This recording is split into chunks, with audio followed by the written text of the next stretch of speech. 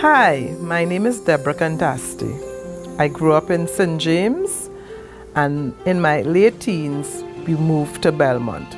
I attended the Tranquility Government Secondary School. After leaving Tranquility, I ended up going to St. Mary's Secretarial College. Back in those days, being a secretary was the norm, and I was sent there by my aunt.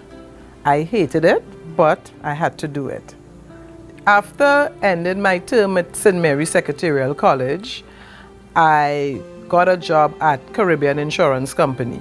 Back in the days, it was exciting working there because that was your first major job, and you ended up making friends who you would be friends with for life. I landed a job with Tattle Insurance Company where I spent the latter days before leaving there to pursue my love for massaging.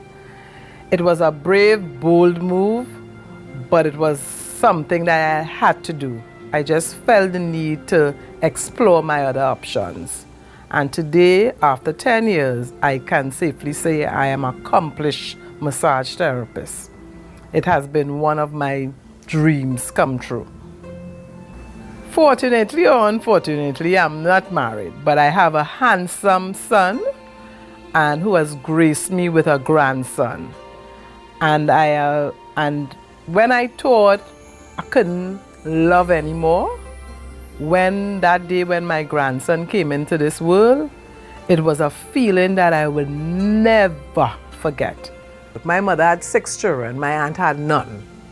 So I was the one who she loved, and I would always be over by her. So it wasn't like he was living far or anything like that. So I grew up more or less as an only child, knowing I have siblings. So that connect was never there with my brothers and sisters. You know you have your brothers and sisters, you know that's your sister, you know that's your brother. But the relationship, I wish it would be a relationship where I have friends who have sisters and brothers, that they feel their pain and they know it's not just surface. That's my brother, that's my sister. That is what I would wish for me, for personally. If I had to speak about Trinidad and Tobago, we'll probably spend the entire evening here. But Trinidad and Tobago is not just the country of my birth.